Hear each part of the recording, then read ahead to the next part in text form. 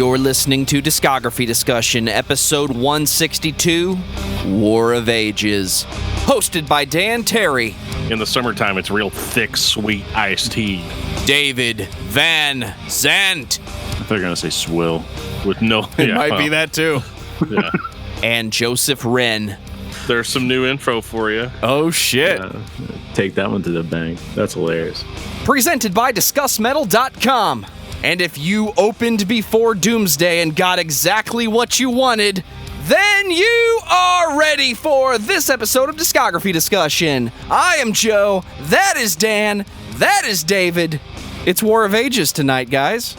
It is the war of all of the ages, all combined into one massive battle. The Age of War. It's definitely starting to sound more like a big box PC game to me.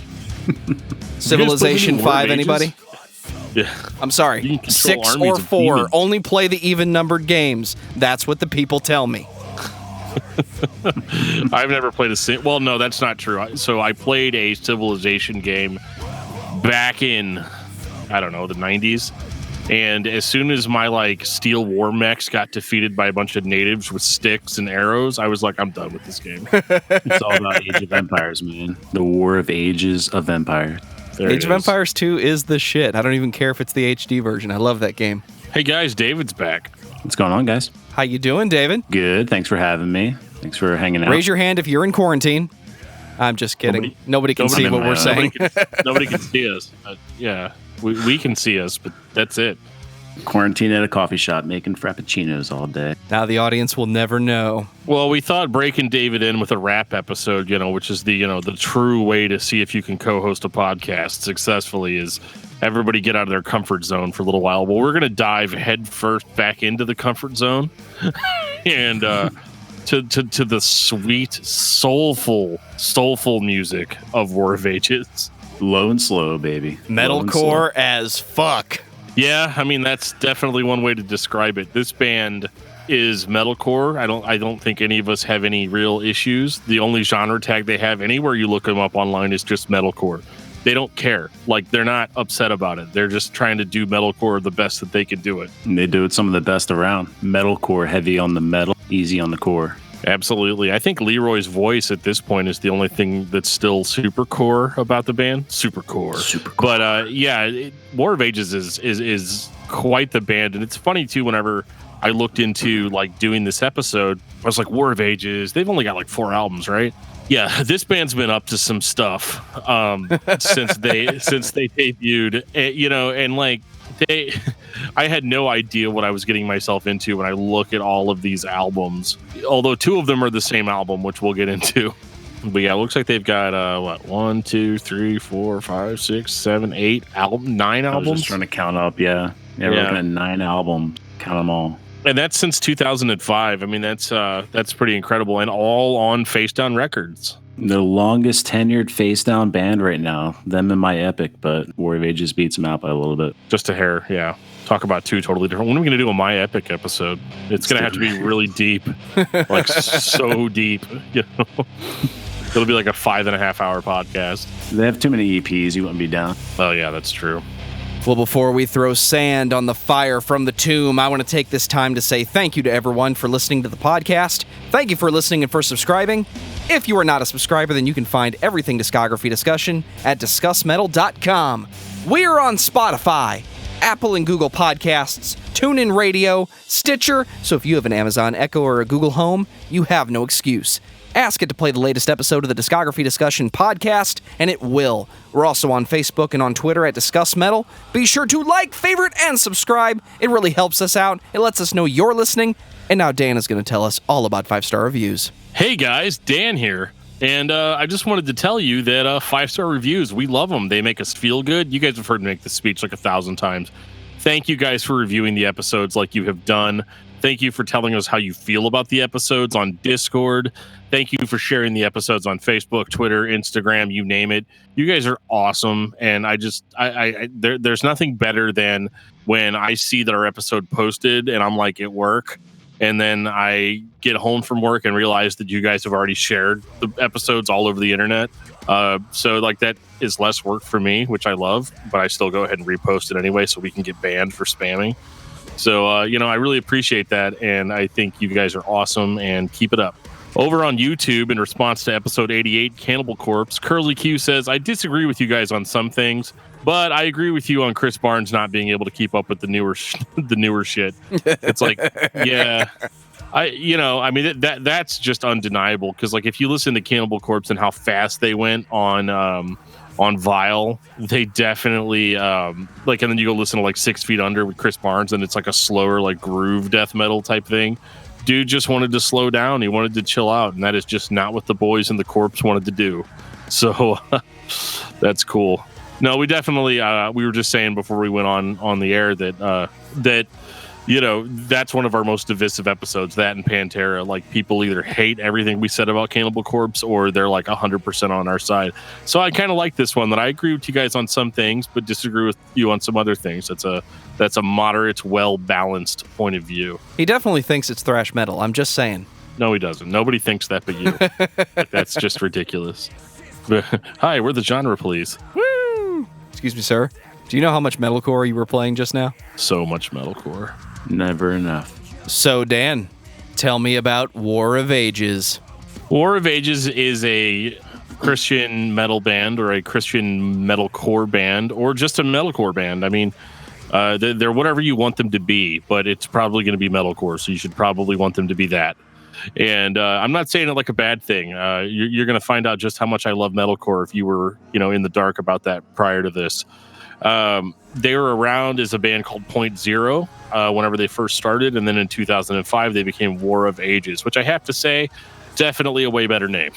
I mean, they were more like rap rock back then too. They weren't even like full-fledged metalcore back then. So the name change totally makes sense. Oh my God, do you have demos? I don't have demos. I'm just going based off of word of mouth. I mean, they maybe rap rock. That's just I need to hear Leroy rap.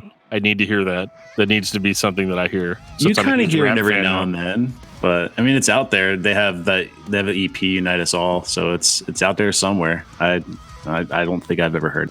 I'll find it. I'll stay up real late tonight and find it, and then send you a report in the morning. Yeah. Or I'll just start hitting up Leroy on Facebook, like, hey, so I know that you have this demo. Watch it not be rap rock at all, then everyone in the Face Down group like calls me out and like takes away my admin status because I said they were rap rock and it was like totally different. I'm just waiting for that. It's like grindcore, yeah. Yeah, right. Leroy himself shows up at my door. He's like, I can't think of anybody less qualified to talk about this. Yeah, exactly. Why'd you guys invite me on? These guys have had a hell of a career. I mean, from 2005 all the way to present day, with their newest album Void coming out in 2019. It's kind of refreshing to talk about a band that's still going, I feel like a lot of the times we're like, yeah, and then they just all disappeared one day. That's not the case with the War of Ages. War of Ages has been in your city multiple times. They really got popular more. I mean, and I don't want to say they didn't get popular because their music was good, but they got popular because they were road warriors, man. This band toured so extensively, especially in the early days. I mean, it was like literally every single show poster I saw was like blah, blah, blah, and War of Ages, whether they were headlining or not. They were when they weren't headlining, they were support. I mean, they were just all over these United States, and even into Europe. So this is actually really exciting. This is the first week where I've really sat down and listened to all of it at once. I listened to the records as they came out. And so there were a few of them that it was kind of a revisit for me. Some I loved, some I didn't, but I guess the only place to start is at the very beginning. 2005, War of Ages. Oh boy. Do you like metalcore? Do you like Haste the Day style metalcore? Are you a fan of Kill Switch Engage? I was thinking more like As LA Dying style metalcore, a little bit with the Kill Switch Engage maybe. They definitely didn't start off as the most original band in the world, but I remember seeing them at Cornerstone and buying their shirt. Shirt. It just doesn't fit me anymore. I haven't worn that shirt in a long time. It was like a medium, somewhere between a large and a medium. A medium.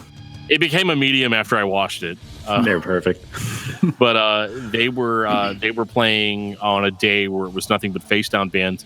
Although the first record, we say that they've been on Face Down for such a long time. They actually started off on Strike First Records, as Joe and I hashed out during the Hope for the Dying episode, that Strike First was kind of like the minor leagues for Face Down. It was like, yeah, we'll put out your record, but we'll just kind of see how it goes. Yeah, it's like training grounds. Make sure you can cut it. Well, the thing that I thought was interesting about this record and what drew me to War of Ages as a band was that solos, man.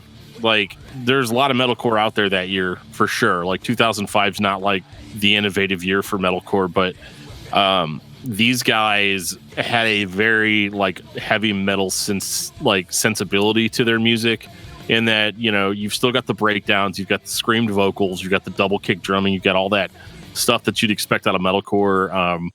Yeah, a few rip-offs of At the Gates, In Flames type of riffing. But they played solos. They constructed songs like traditional heavy metal songs, but they were playing metalcore. And so the thing that I found the most interesting was that they would just solo for what seemed like forever. Like when I was watching them at Cornerstone, it seemed like their set took forever. Like not in a bad way, but just that their songs were a little bit more complicated than what I'd been used to seeing that year. Yeah, and that's what I was saying earlier. Like they're metalcore heavy on, like, pun intended, because Steve Brown on the Axe, he just absolutely shreds. And I just saw him live a couple weeks ago at Face Down Fest, and you're absolutely right. Like, they place their songs so close to the record, but it just seems like it goes on in a good way, because their solos are blister, and it starts, it comes out of nowhere. Like, there's no build up to it. Steve Brown just hits it and runs. I love the solos. When I think about the tropes that annoyed me in 2005, 2006 in metalcore, I think of the constant sweep picking, the pull off As I Lay Dying style riffs that everybody was doing. There was too much of what was arguably a good thing, because it had been about 8-9 years since we had a really guitar riff heavy music style that was popular in metal. We had nu metal, which had the hardcore, the screaming, the hip hop, in some cases, style vocals. But with metalcore, this style of metalcore, it was basically groovy thrash metal.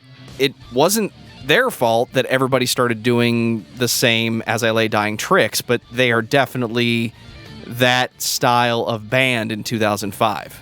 They're going to be that style of band for a very long time, but War of Ages is also one of the bands that you can name that you kind of feel the difference between them and other metalcore bands. It doesn't sound exactly like As I Lay Dying, which some of the heavier rip-off artists did. This one actually sounds like just a groovy breakdown band. This sounds more like Haste the Day to me than straight As I Lay Dying. They were an original band that wasn't playing a super original style, I guess is really the way to put it. Perfect way to Absolutely. describe it. You know, metalcore wasn't like the most innovative genre in the world, but it didn't have to be that way for War of Ages to sound like War of Ages. I don't ever get them confused. You know, if I'm listening to a playlist and a War of Ages song comes on, I know it's them. Like there's no debate there, and there's really no other bands that really sound like they do. But what's interesting about this record is a lot of the stuff that people know about War of Ages is not really on this record, because like you would consider them to be kind of a cleaner cut, well-produced type of band, whereas this record is very raw. It's probably their most hardcore record on the production quality alone. It's a very, very raw record. It doesn't sound like it was recorded in $1 million studio. And for a guy like me, that's like perfect, because like those are some of the first metalcore type of records I'd ever heard. So I was kind of like into records that sounded like that. But I can understand how some people may have heard it and been like, "Ooh, this is kind of rough." So like I heard it like years and years ago. I heard it after it, but I heard it years ago, then never really went back to it because I didn't have a physical copy. And like Joe, you were saying, it's almost impossible to find on the internet. Absolutely. And then in the Face Down group, we were talking about War of Ages, and I was like, yeah, man, I can't remember the self-titled. Like, I know they re-recorded it later on, but someone refreshed me how it sounded like. And Leroy actually jumped on and said something like, "Don't listen to it because it's nothing but accidental snare hit." And then now when I listen to it, that's all I think about. Like, it's still a great record. I love it. And like you were saying, the rawness of it, but then I just keep on thinking accidental snare hits. Yeah, it definitely, like, I can't unhear it now. Certainly you've kind of ruined that record for me. Thank you very much. Blame Leroy. Yeah, now I hate both of you. So, it is what it is. But this was also the first thing I ever heard by War of Ages besides their live show, where I was like, "Hey, bro, how much for a CD?" And he's like, "How much you got?" And I was like, $7. And yeah, so I got a CD for $7. I hope they're not going to come back to like their merch guy that year and be like, "Hey, we definitely said 10 per CD." It was probably them, man. Even to this day, Leroy slinging shirts at Face Down Fest the other week. Oh yeah, that's awesome. Well, what I think is, what I liked about this record too, again, the solos, the rawness, and there was something about the way Leroy sings on this record and following records where he emotes very well with his voice. He has a very kind of different sounding screaming voice than a lot of other metalcore vocalists in that, number one, he's a lot more understandable. He's not super growly, It's more the hardcore scream than it is the death metal growl, which, metalcore bands typically you pick one, and you kind of stick with that.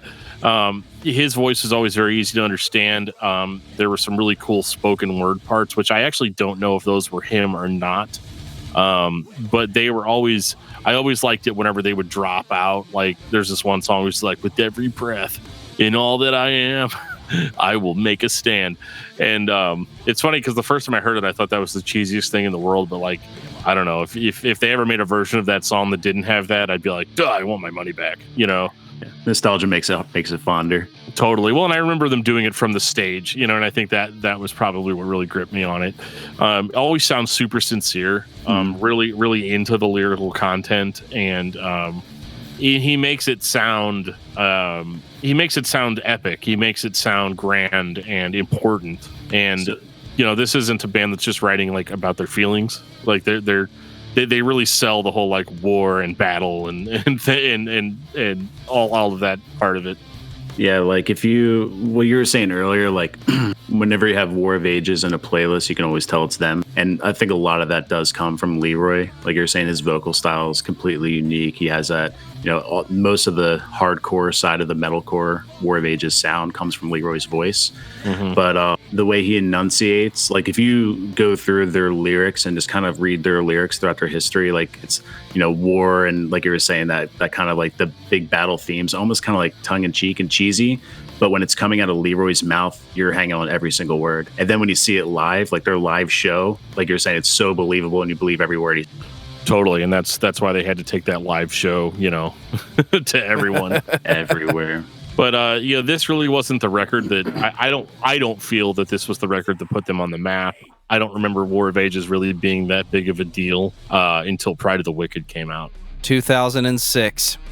Pride of the Wicked it sounds like if the first album sounded like a demo, this is like their major label debut. It's still rough. I feel like the guitars are heavier, the vocals are punchier, the drums are incredible.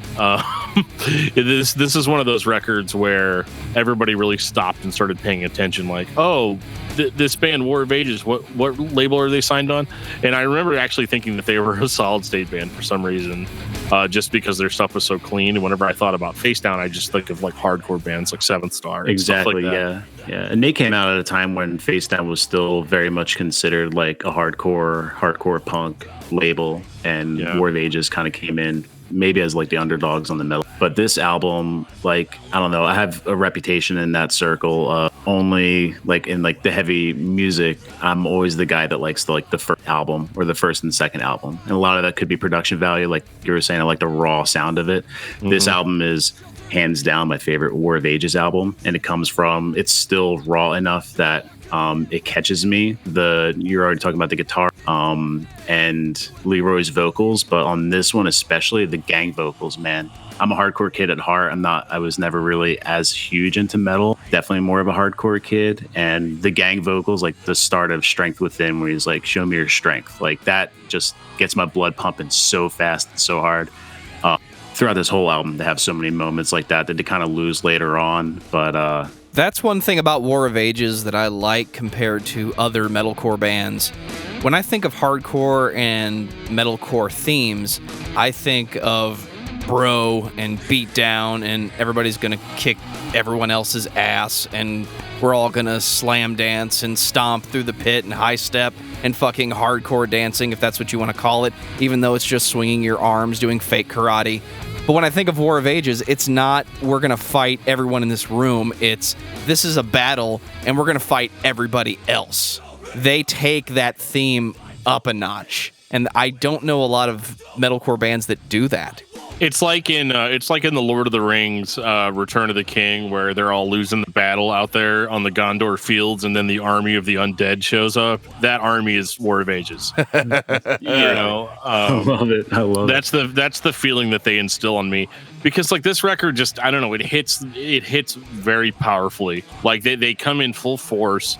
And I don't know if it's a production trick or if it's just them. I can't figure it out, but there's always this epic feel. And this is the first record that they really started to develop the War of Ages sound, or if you want a more negative term, formula. You know, like this is the like everything drops out, but the breakdown and Leroy's voice. And I don't know, like they're so breakdown heavy on this record, but like the War of Ages breakdown, I don't know how to describe it. Like the breakdown is effective, but like how they'll just come in with some like noodly lead guitar part right afterwards to like alleviate it. I don't know, like yeah. That's just like something that I've noticed that they do that I don't hear a lot of other bands do. And I think that's really overall what contributes to the epic feel of some of the songs and the gang vocals for sure. Well, like even now, like album came out in 2006, and it's weird to say it's refreshing, but that's like exactly how I feel about it. This came out, well, one, I mean, just let's talk about the album cover. Like, definitely judge the book by cover on this one. I remember this came out in 2006. I was in Lancaster, Pennsylvania at the time, so I was just like bombarded metalcore, especially Christian metalcore, with like August Burns Red, Texas in July. You know, This or the Apocalypse was coming out. There was just metalcore coming out of my ears. And then my drummer had this album in his back pocket, in his backpack, and he showed me, and I was like, what, dude, this album cover is insane. Who is this band? And he put it on, and just from the very beginning with Guide for the Helpless, and then you're saying the breakdowns, the gang chants, it just sounded so refreshing from everything else. That overly noodly guitars, overly, you know, tremolo picking, everything that metalcore was back in 2007 to 2008. War of Ages just had that heavier, hardcore vibe, with still like just Steve laying down insane riffs and guitar leads on top. Yeah, I mean, the lead guitar work is very above average for this band in comparison to their contemporaries. And they're not overly technical. And that's the thing that actually draws me more to them, is that like they're not like up their own butt as far as like trying to be the most technical band on earth. Like, let's play this in a crazy time signature. They write songs. And it's more of a benefit, and kind of shows how this band had as much of appeal as they did, was because these songs are catchy. You remember the melodies, you remember what's being played. One of my biggest complaints about metalcore is you can listen to a whole album by a band. Like, for instance, As I Lay Dying, Shadows or Security record. Great record. All the songs sound the same. Like it's one good song. Agreed. You know? But with War of Ages, every song kind of has its own theme. Well, on Pride of the Wicked anyway. We'll get to some of the especially other in stuff, the earlier stuff, for sure. Yeah, like every song had its own identity. And again, Leroy's vocals, you know, are awesome in the sense that he is understandable. He's in your face. He's energetic. And you mix that energy with well, they're not really clean vocals, but like the spoken word parts, which is really just more like shouting, you know?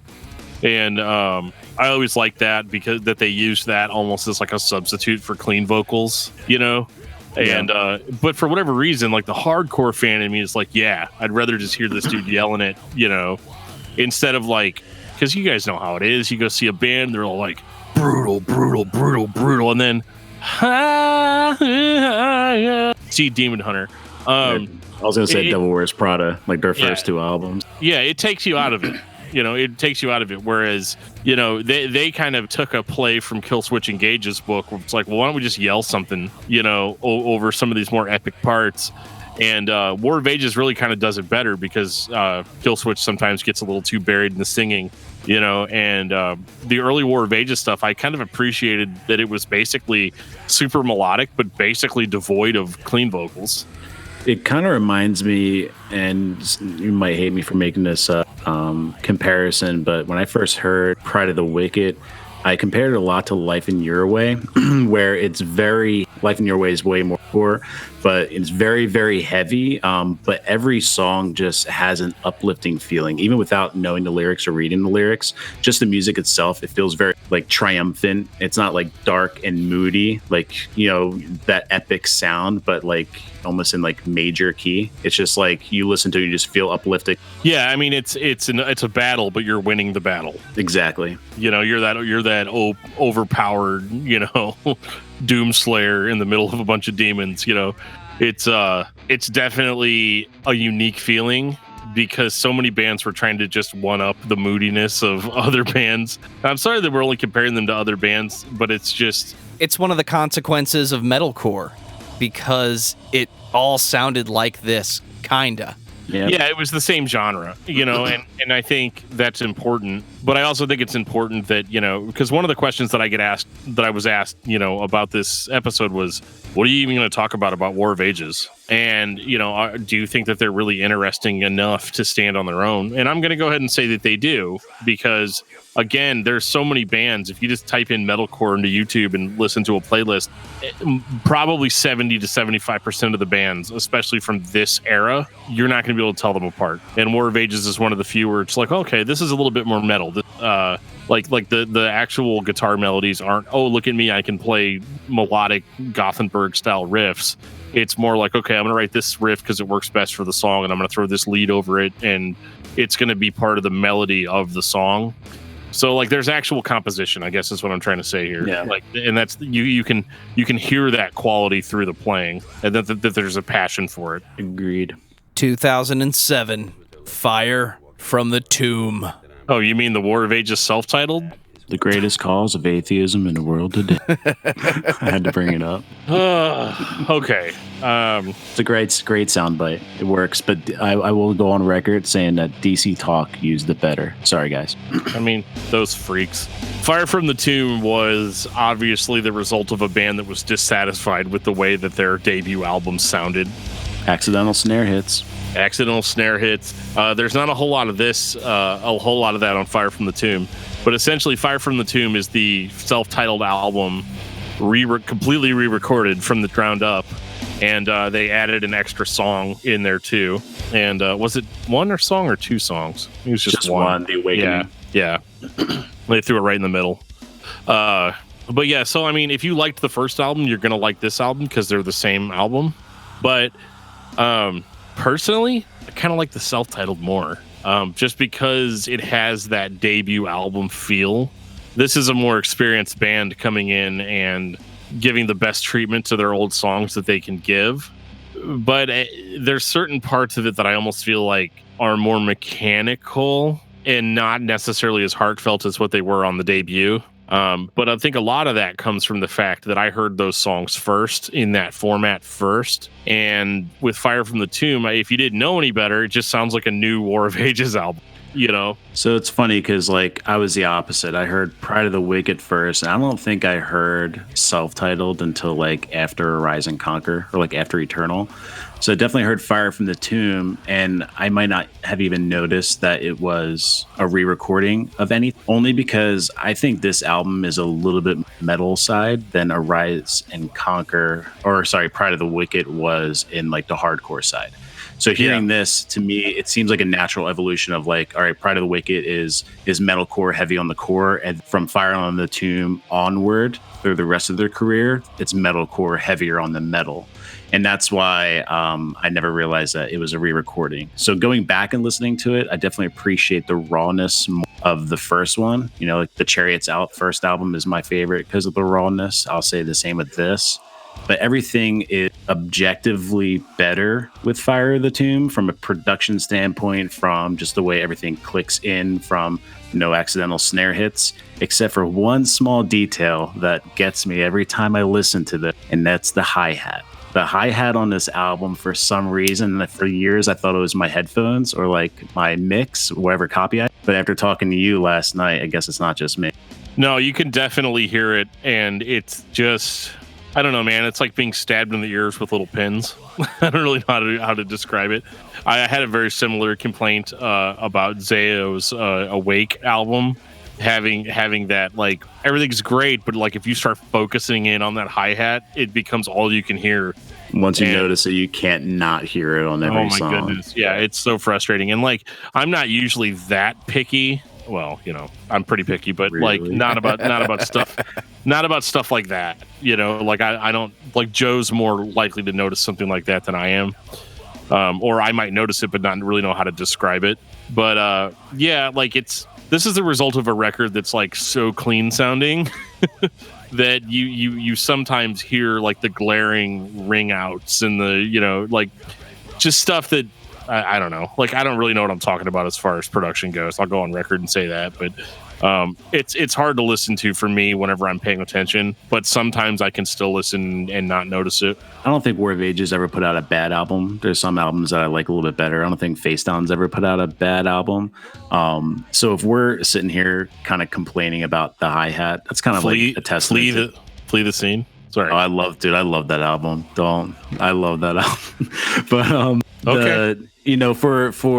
For us to be complaining about like the mix of the hi-hat, that's like a testament to just their consistency, Yeah, I'm really reaching for stuff to complain about. We're looking, man. We have to say something negative, but like songs like Stand Your Ground and like Battle On, I don't think they played Battle On live. That song is just so friggin' badass. I love that. Yeah. For me, it's fun to listen to the record because, like you said, it's a band who was not satisfied with their first record, but I think this was more of a Zayo situation where somebody wanted a record right after Pride of the Wicked, and the solution was, let's re-record our first album because nobody has that, and then we can put more time into it and clean it up and make it sound like War of Ages in 2007. You're not going to be as satisfied listening to it if you're a fan of the first record because sometimes the mistakes are okay. Let's talk about recording in the early to mid 2000s. Everybody could do it on a laptop, so they spent a lot of time cleaning it up and making it sound absolutely fucking perfect. And as soon as you take out the humanity in the recording, you start to hear the robotic tendencies. And whoever mixed the record probably made the best decisions they could in 2007. I'm pretty sure at that point we were mixing records with MP3s in mind because everybody assumed you were going to rip that CD and put it on your iPod. It is what it is, but it's the first record again. And between the two, if I could find the self-titled, I think I'd have more fun listening to it. But since I can't find that, Fire from the Tomb is what I have. Fair enough. 2008, Arise and Conquer. I mean, all-consuming fire burn. I mean, what else is there to say? It's like literally the best way to start an album I've heard in a long time. Like, for me, it's right up there with Zayo's Once Again to Strive. Like, it's this is like if you needed to describe War of Ages to somebody in 3 seconds, those are the 3 seconds that you play. You get everything. I mean, like, you get Leroy screaming, all-consuming fire burn. It's like heavy breakdown, and then you get this like insane doubled guitar lead in each. It's like a mini bite-sized War of Ages. But then you have a whole album after that. But this first song, like all-consuming, like it's only like minutes, a little over 4 minutes long. It just feels like it never ends because every time you feel like it ends, they're gonna come in with another like all-consuming fire burn, like gang chant. And that's why, so it's the best intro to any song, to any album ever, like one of the best.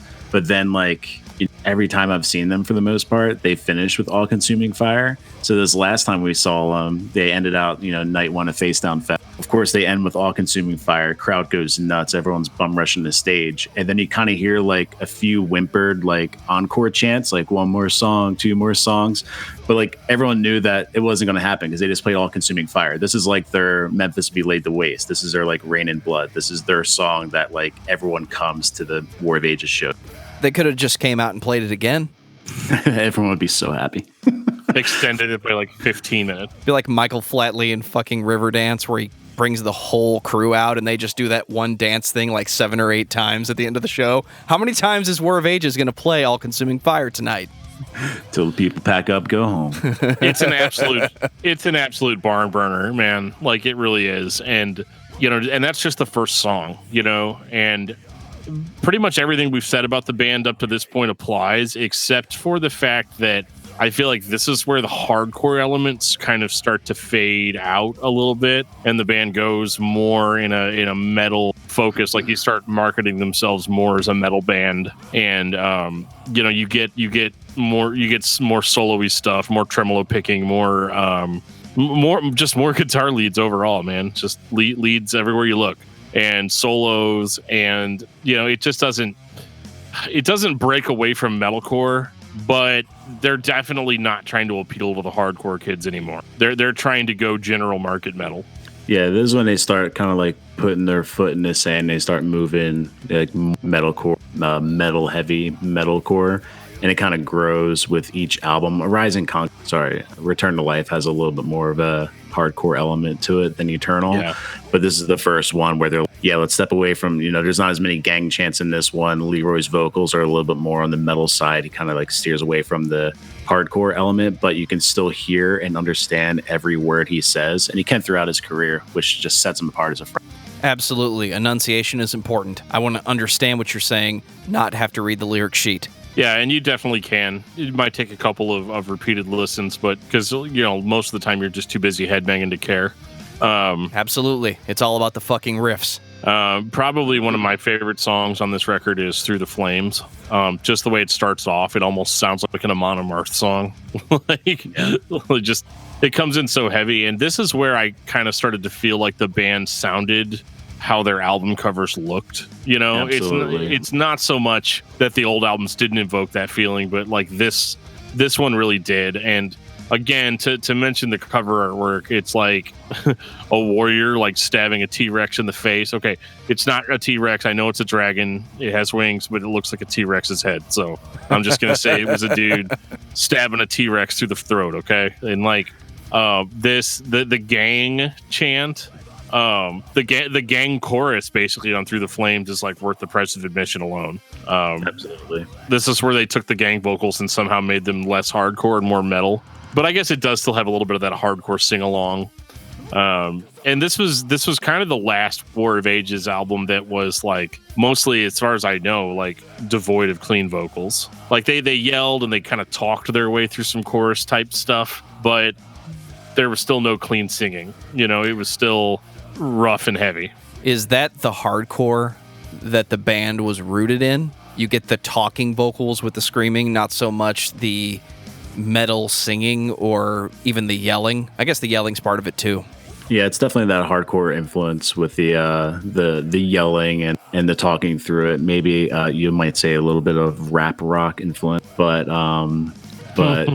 this is definitely when they really start to formulate that War of Ages sound that's just akin to who they are.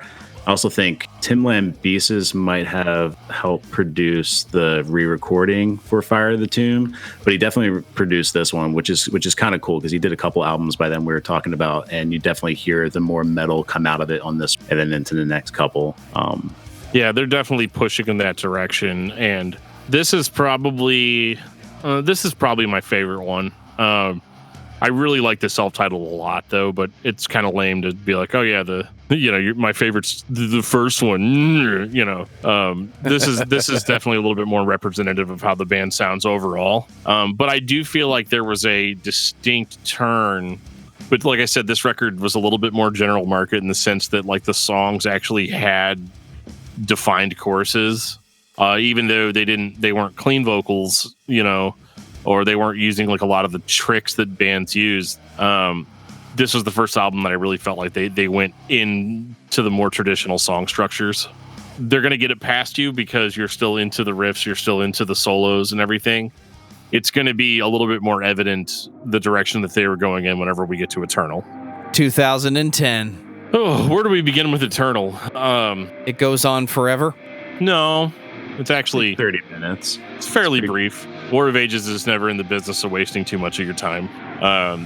I remember being really shocked by this record. I bought it at a Target, believe it or not. It was like a Target or a Walmart or something, and I didn't even know that War of Ages had a new album out, really. I just happened to see it, and of course it had great cover artwork. I think I was either into Oblivion or Skyrim that year. And the cover artwork definitely rang with me, and but I wasn't really prepared for how it was going to sound, because like Collapse comes on and it sounds like a softer band is like featuring Leroy on like guest vocals. Was the impression that I got. I was like, what is going on here? Like it starts off clean singing, and I don't know, it's just got that like, I don't know, like faux epic, you know, so like comes in like really melodic, this dude singing, and then Leroy starts screaming, and you know, pretty much like, I don't know, like a minute into the song is whenever it really starts kicking off and then starts sounding like War of Ages again. Yeah, is that like kind of like that slow build up? But this is like the first time where they like Leroy shows his like clean singing chops in a big way, and like super like way more often on this record.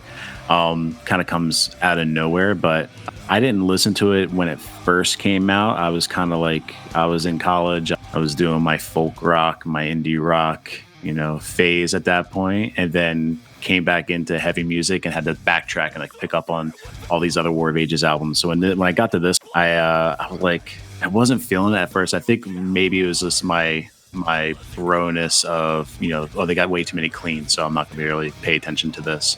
But then the more I listen, yeah, I know you do. I know you do. But the more I listened to it, man, I was like, you know, one, Leroy can actually sing, you know, and he gets it done. And the songs on this one are a little bit more catchy than Arise and Conquer are, and Pride of the Wicked, obviously, on the metal side. And it brought me back into it. Forgive my ignorance, but I didn't know that was Leroy singing. It might not be. I might get called out on that one again. Okay, I was going to say, and honestly, though, my ignorance only comes from the fact that, like, I don't know, it just doesn't sound like him singing, in the sense that, like, a lot of bands at this time, you know, usually it'd have, like, the guitar player or bass player or somebody do the cleans. But I could be totally wrong. He could have laid down all those vocals himself. I really don't know. You know, hopefully if everyone on stage has a microphone when they play the song, and well, because you got to have those gang chants. Gotta have them, man. But I mean, it's also late, and I worked all day, so my brain's a little fuzzy. Totally fine. The discussion begins and ends with the clean vocals are there, and it's the first time we've heard this with War of Ages. And I don't think that they really overdo it. You know, because you kick right into Desire.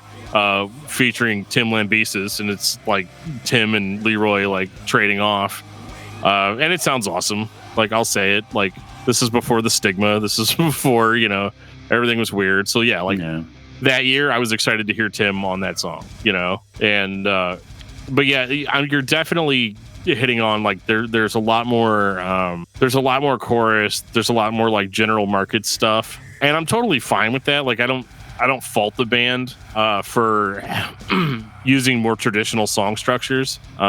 This was, I believe, the very first War of Ages record that charted. Was it like, you are correct? Yeah, 179, you know? Mm-hmm. So, I mean, they were obviously doing something right. Like, they knew that this was going to appeal to the general audience more than maybe, you know, because in order to like War of Ages through Rise and Conquer, you have to at least be familiar with and like metalcore. This is a little bit more of like a gateway record. If you weren't like totally sold on heavy music yet, you could listen to Eternal and maybe get into it off of that, you know, because it's a little bit more extreme than maybe, you know, stuff that was on the radio, but it was melodic enough and chorusy enough to get people interested. But what I like about it too, though, is they were able to still do this while still sounding like War of Ages, you know, because like you look at a band like Demon Hunter that, you know, could be described as a band that is also a gateway band. War of Ages didn't start as a gateway band like Demon Hunter did, so their music is still more complex than some of those other gateway bands out there. So like, I feel like it was kind of a double hitter in that they were able to appeal to their existing fan base. I don't think anybody like hated this as soon as they heard it, if they were a fan of the old albums. But I also think people that never heard the band before, this was like actually a really good jumping on point, despite some of the weirdness. Well received. Yeah, it seems like it was pretty well received. It's their cleanest record to date, like from a production standpoint. Like, it's clean, it's polished, it's smooth. Like you were saying, the choruses, they're catchy. They have Tim's on it. On the title track, they bring in Sonny from POD. If you want to talk about like general market, they're bringing in like a huge, you know, front man from, you know, that kind of broke from the Christian scene to the secular scene and survived and lived to tell about it for a little bit. Bringing him on the record, getting some of that more rap rock. See, rap rock's all over War of Ages. I'm not going to let You're not gonna let that die. You're just gonna. I'm not gonna. That's it. I'm gonna die on that hill. A hill that die. That's the hill that you're gonna die upon. Okay, got it. This is 2010. Is it fair to say that mainstream metalcore had fully transitioned into the Killswitch Engage style of I'm going to sing the chorus, I'm going to scream the verses, but I'm not just going to sing the choruses, I'm going to really sing the choruses. So the melodic vocals are an expectation at this point. It's more mainstream for War of Ages, but they still pull it off. They pull it off because, some of the songs, the clean vocals were used as the chorus, but not all. Every song doesn't have your, Demon Hunter clean chorus and rough verse. They kind of throw stuff in a little bit more sparingly.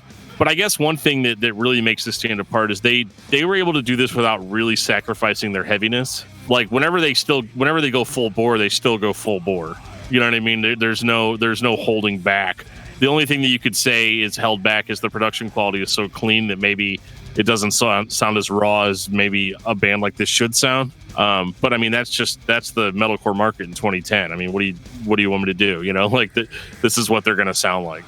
So like metalcore as a whole kind of veered away from kind of like the beat down sound of it and the beat down ground and pound, and more into this clean sound. When you're listening to it, it's still very much War of Ages. It's not just a clean metal album, a really sick Dave Quiggle art piece put on the front cover. Like it's still War of Ages. It's still Leroy. It's still Steve on guitar. Like you can hear those traditional sounds come out of it, just with a little bit more cleans. Yeah, totally. And I think this was definitely a landmark for them as far as their success. And their success also can't just be chalked up to, we just got a little bit cleaner on this one.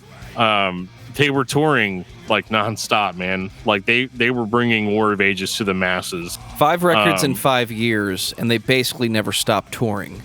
Yeah. I think we can say they earned it and leave it at that. Yeah, they earned having Sonny from POD on it, on a track. And, I thought that was, to be honest, that Sonny's guest vocal on that just always throws me off. Like it just doesn't in a certain sense it sounds cool, but I just don't feel like it should be there. I don't know. That's just like my opinion, man. 2012, Return to Life. Were we dead at some point? Oh wait, they were the army of the undead, right? So this is where they come back. On the fields of Gondor. But this is where we return. Are they evil Ash or good Ash? They're probably good Ash, I would say. Just based on their lyrics and imagery and all of that. So Return to Life, but the first track is Immortal. Right. I'm starting to get some mixed messages here, guys. You guys got to think about these things before you just throw them out there. Again, we're trying to strain in to find something negative. There's absolutely nothing wrong with Return to Life. The only issue I have with it, really, we're reaching the point now where it's like it's another War of Ages album, and that's all it is. It's if it hadn't happened already, it was going to happen eventually, and this is where you just listen to the record, and it's War of Ages for 43 minutes, roughly. Yeah, 36. Yeah. So they got it's not copy paste. Like it's definitely, when you listen to it, it's like, okay, this is definitely Return to Life. Like Fallen Idol is probably my favorite song on this album. So it still has like those standout track. It has that that sweet minute long acoustic guitar halfway through the album and kind of break it up a little bit. So they did do some different things, but it's kind of like a growing, they were still War of Ages. They were still doing exactly what they did to get them to this point. It wasn't a huge step in any different direction to set it apart from anything they've done. But at the same time, do you really have to when it's War of Ages and what you do just sounds so great and it fits? Don't fix what's not broken. And that's kind of what I feel about this record. Don't fix what's not broken. Yeah, for sure. It's one of those, I can nitpick it for not being the most original record in the world, but at the same time, it still kind of is. Everything that we've said about War of Ages up to this point is still true on this record. It's just that, especially listening to all of it in 1 week, like I said, this is the first time I've ever just had a War of Ages marathon, and listened to everything. And it was epic as fuck, wasn't it? For the most part, it was, yes. And like I said, I really didn't ever have any real problems with it. It's just that I kind of, so there's fan of the band Dan, and then there's music critic Dan. Fan of the band Dan says, great, keep it up. Because, in a certain sense, a lot of bands that played this style were kind of trying to move away from this style around this time, like 2012, if you go heavier, you're like firmly rooted in deathcore territory, if you go softer, then you're a sellout piece of crap, which, I mean, they kind of went softer, but not really. They added softer elements without actually going soft, like, if that makes sense. Yeah. So, like, they didn't really, like, sell out in the traditional sense or anything like that. They added some clean choruses, but they did that on the last album, so it's nothing new, But I give them props for staying metalcore when it would have been really easy for them to jump on some other bandwagon. And this is, the test of time is how you find out if a band you like is trendy or not. And you start realizing that this just is War of Ages. There's no trendiness. There's no deception. There's no, like, we're going to change to try to sell records, or we're going to, because I don't really think adding melodic elements is the same thing as changing. No. Because you'd have to change in order to, like, we'd have to have a record of, like, all clean vocals and, like, tons of acoustic guitars for me to be like, War of Ages is a total sellout band, It just felt weird even saying that. Nobody would ever say that, But yeah, Return to Life is a record that I can listen to and enjoy. It's just overshadowed by records that I have stronger personal feelings for. Yeah, it's not at the top of my favorite War of Ages album, but, when I listen to War of Ages, most of the time it's just me putting on War of Ages, their entire discography, and just hitting shuffle and just right. blowing through their songs, And when these songs come in, it's not like that I'm skipping over the tracks. I'm not hitting next. I'm still jamming to it, but yeah, I'm not going to say more of the same. I'm going to say consistent. There you go. 2014, Supreme Chaos. I really like this one. I know me and David might have some disagreements on this one, but I found this one to actually be kind of refreshing because it sounds markedly different than a lot of other War of Ages albums. The biggest difference is obviously the heavy use of electronics, which on one hand kind of takes you out of the whole epic metal feel about it, because for whatever reason, when you add electronics to metal, you have to, like, really know what you're doing, or else people are like, you lose metal fans on stuff like that. Yeah, basically. That's huge, Joe. That's 100% the case. I think we can blame dubstep for the electronics, because what was the reason to add a keyboardist and a vocoder to War of fucking Ages? Oh man, Joe's taking a stand. With every breath and all that he is. I don't dislike the record. It's entertaining, but what's the fucking point? I want to be in on the conversation between 2012 and 2014 where somebody said, you know what we're going to do on this record, guys? Vocoder and keyboards. And we're just going to add in a shit ton of atmosphere. It was modern metal that I hate before modern metal was popular. War of Ages is the reason. I'm not going to say that, guys, but I really want to. But okay, so what you're saying is that they were the forerunners of that? Is that what you're saying? I think they were trying to add something to their music that was being used differently by other bands. Dubstep, basically. Your A Plea for Purging type bands were already using electronics at that point, but they were using it to enhance the depth of what was otherwise an extremely detuned heavy metal record. But what War of Ages did with it kind of preceded the trends that your Asking Alexandrias would do years later. They just played the same melodic heavy metal and added electronics to it, which made it sound semi-artificial, but they didn't take it to the extreme of, we're going to overdub every fucking hit. So I've already made the case that, I'm the meathead that the more clean singing, the more electronics that go into the album, the less I'm probably going to like it. And that was the case when Supreme Chaos came out, because I was already back into the heavy music scene. Supreme Chaos dropped. Super excited for another War of Ages album, and then the opening track From Ashes with that electronic feel in the beginning kind of threw me off. Still love the songs. It's a great metal album, but I didn't fully appreciate it again until I saw them play these songs live. And then, Joe, that atmosphere, like you were saying, trans so well in a live setting that going back and listening to the record, I got it, and it made sense to me. I actually hated this record when it came out for a lot of the similar reasons. So like, oh my God, what is this? What are they doing? But I mean, this is 2020. This is the post NF episode, Dan. And I actually really enjoyed hearing those electronics, especially with as much War of Ages as I listened to at one time. I listened to the discography 3 times to do this episode, nice. Which is unusual. Most times you're lucky if you get like one full playthrough. But in this case, I don't want to say I got bored, but when you can listen to their whole discography in an 8-hour workday, I listened to it and I'm like, wow, this is great. And the reason I'm listening that many times in a row is trying to find what makes each album unique. Mm-hmm. This record goes out of its way to try to break out of what we were complaining about the previous record, where we're like, because like we felt like, oh, great, it's another War of Ages album. That had to have been the mindset going into this, was like, how do we make this not just sound like what we've done before? How do we expand it out? One down note is I think there's just way too many cleans on this record. I feel like we're getting to a point where if Leroy's not the one singing the cleans, what is he even doing? On stage. That's why I thought it was him, man.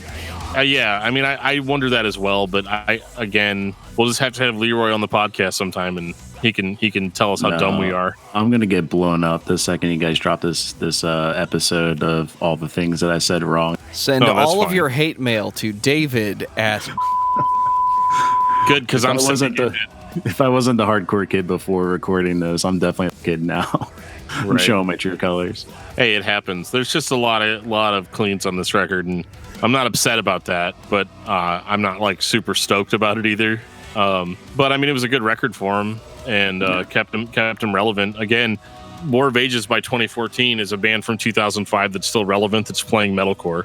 Kind of not too common. And at this point, they put out an album at least a year, if you don't count Fire of the Tomb as like in between 2006, 2008. But they're putting out an album consistently every other year. That's while touring like insane and then having their own lives on the side. It's pretty. Yeah, for sure.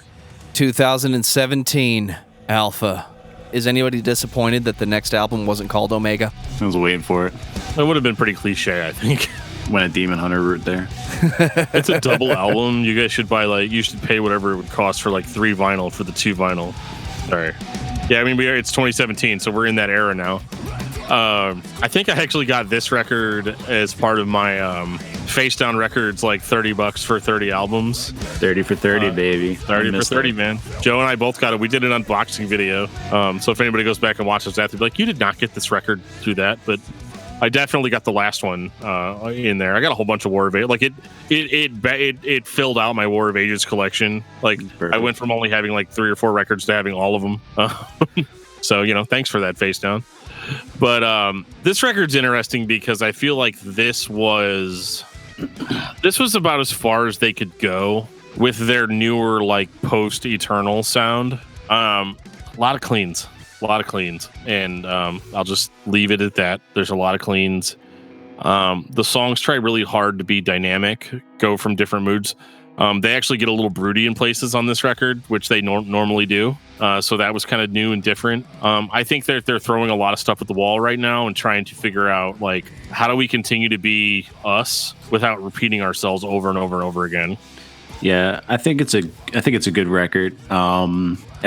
One thing I noticed that like almost every soft record until you get to like the last 2 or 3 starts out really soft and really like super quiet and like mellow, and then it builds into like that War of Ages sound. It's something a little funny but Joe, you're probably the person to ask about this. What was the recording atmosphere like in 2017 when this album came out? Because the songs are great. I like them. It's definitely War of Ages, but everything across the board just feels a little bit more flat than War of Ages in the past. The bass isn't bass. The treble's not as punchier. Everything just kind of seems a little bit more level than what we've heard. So. Definitely in the heyday of digital, both engineers and artists who recorded independently had better tools, and in some cases, not better tools. I'm not going to get into the subject of whether or not you should be using a modeling device when recording or if an amp is better, because in some cases, and metal is one of those cases, it doesn't always matter. But we started to get more of the... People just started to add dynamics back into the music. We had many years of everything just cranked as loud as it could possibly be. I don't know when the loudness war ended, but this is 2017. This is the heyday of YouTube and independent creators. And the going trend was, if you don't mix your shit with dynamics, YouTube is going to mix it down for you. To this day, if you upload a loud video to YouTube, it's going to get turned down. No matter how loud you try to be to make more noise than the other artist, you lose because it's going to get turned down. Everybody's listening to their music online. We started to pay for streaming services. It's a great day if you're a fan of music, especially heavy metal. So everybody was kind of put on an equal playing field. And because of that, they started to pay more attention to dynamics and adding depth back into the music. I think with this type of metal, it was becoming less degent, and it was starting to transition into the modern metal of the past year and a half, 2 years. So this might be an example of a record at the peak of digital recording in the mid-2010s. This is right before we started to get the firepower from Judas Priest and the Coffin Train from Diamond Head. It was a good year because we all started to take our heads out of our asses. This was also, right before the vinyl boom started hitting again, or maybe it was probably the same time. This is about when we started the podcast, 2017. Absolutely. And, it was definitely, it does sound flat. There's really no other way to say it. It sounds flat. It doesn't sound lifeless, but it's, for War of Ages, it kind of does. And again, I don't think this is their fault. I think they just went into a studio, recorded an album, and put it out, business as usual. But I also think that's kind of what hurts it too, in the sense that, again, we're reaching the point where we're like, they're trying new things, but it seems like they're falling back into the let's rely on the chorus. Let's throw some clean vocals in there, throw a couple of breakdowns, got to throw the heavy parts in for the old fans, and it just didn't seem like it was recorded with as much love as some of the previous albums. And at this point too, we've had lineup changes. We've essentially got a different band than what we started with. We still have Leroy, but for a band that toured as much as they did, like, lineup changes are expected at this point. So I can't bash the record because it's not a bad record, but they have better records than this, I guess is what I'm trying to say. I think it's a not foreshadowing. My first play. Yeah. It's it's not a bad record. I don't think they kind of like sit on their haunches and what War of Ages was as much, at least not in my opinion. I think that they're trying to find out what War of Ages is going to be. And if this was the last album that War of Ages put out, then yeah, maybe I would be a little bit disappointed, because you can kind of see where they're going, but quite get there on this album until what they drop. Are we ready for Void? I gave you the perfect segue. 2019. This is like a, no pun intended, kind of a come to Jesus moment with a band like this. Again, we talked about how there may have been some struggle in, how do we do something different? This sounds unlike pretty much most of the other War of Ages albums, in the sense that it's not a return to life. It's not a return to the glory days. This is a band being like, we're gonna write songs with a fresh perspective, and we're gonna do it right. Like the composition, we're gonna approach the composition different. We're gonna throw the formula out the window, and we're going to record an album that we are personally proud of, that's going to be diverse, and we're not going to rely on our bag of tricks that we started the band with. This is totally different territory for them.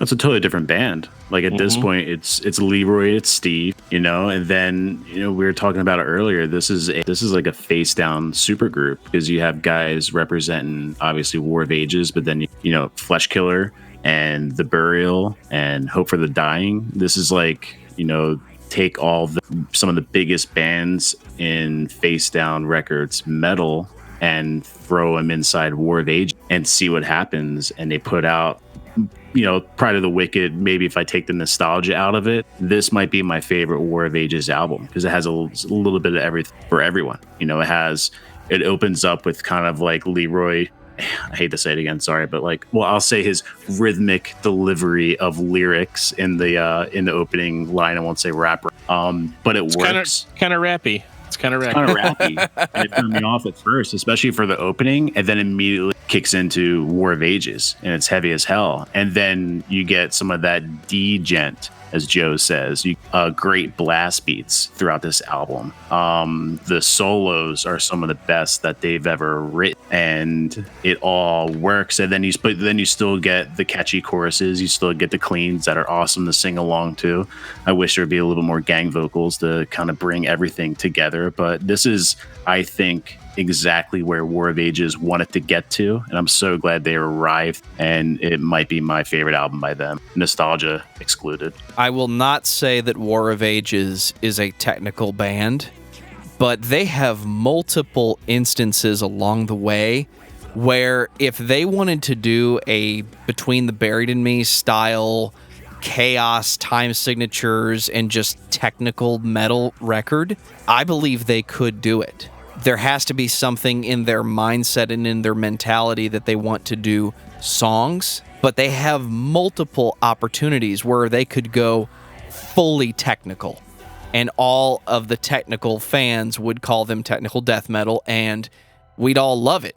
It would just be, why is this still called War of Ages? So it would be Hope for the Dying with Leroy on vocals. There you go. Anybody going to complain about that? Nobody. No, we are a pro Hope for the Dying podcast. So amen.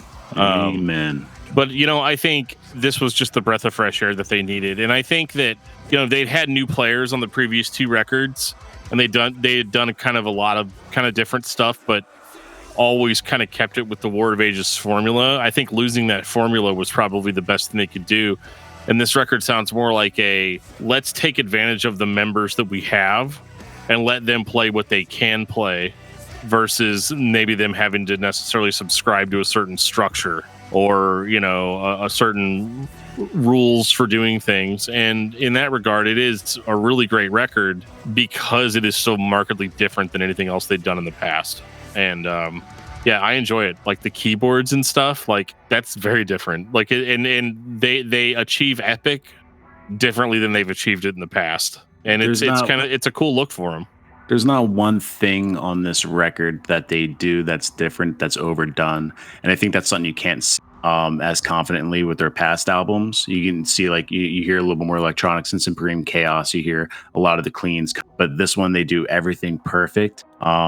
If we are going to strain gnats here and split hair in miles apart, Leroy throws down a really in the middle of one of the breakdowns, and I loved it so much. And I was waiting for him to do it when he played it live at Face Down Fest. And my boy Leroy let me down. He didn't hit me with the black, and it killed me. It broke my heart. And I hope you're listening, so you know how bad I feel. Maybe he'd seen that meme where the dad's on the plane with the kid, and a guy drops to the floor with a heart attack, and everybody's like, "Oh my god, what do we do? What do we do?" And the dad looks over at the kid and realizes, man, I guess they really need a doctor right now. They don't really need a deathcore vocalist. Maybe you should have thought about that before you became a deathcore vocalist. Why don't you run up to the guy and yell "blah" in his face and see if that helps? He must have just read that meme and then decided not to do it. The Hulk does that to Iron Man at the end of the first Avengers film. He has to. I don't want to hear nothing. I don't know, man. Dying, we all need a good bleh every now and again. I was feeling it, man. I did it to myself, and he just kind of kept on headbanging and didn't even put the microphone to his mouth. It was heartbreaking. Could be worse. Oh, He could that's a do the bummer. entire show with his hand out like this. I mean, he does a lot of that. It's okay every once in a while, but sometimes you want to go to the show and actually hear the vocalist do the vocals. I don't know, man. I'm a hardcore kid. Give me the microphone. I'd rather do it myself. I'll get up there and do it better. Yeah. Such a meathead. You guys want to hear Right. the story about when I DDT'd Dan on the stage of a Zayo show? Nothing's more annoying than whenever like the band is like hyping up, the vocalist reaches the mic out, and some guy just goes, "Yeah." Jason Newsted did that at a Metallica concert one time, and James Hetfield gave him this look like, "What are you doing?" It's pretty funny. Off topic, but yeah, I mean, this band.